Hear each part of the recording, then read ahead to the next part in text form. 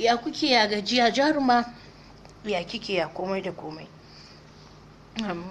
Kun gani? Ba wai don tsoro ba ne, ba wai don wani abu ba ne na bar wannan rigiman.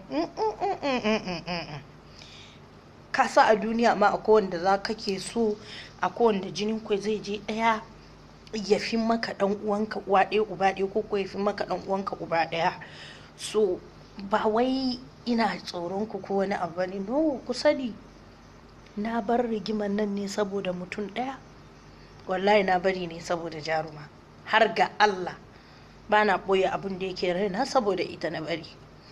Ta ce Mariya, kun san ba ta son tashin hankali, kuwar ku kalli tana wani wannan a social media, ba ta son faɗa, ba ta son tashin hankali. Allah sarki bayar Allah. Ummi ce Mariya ba na son rigiman nan,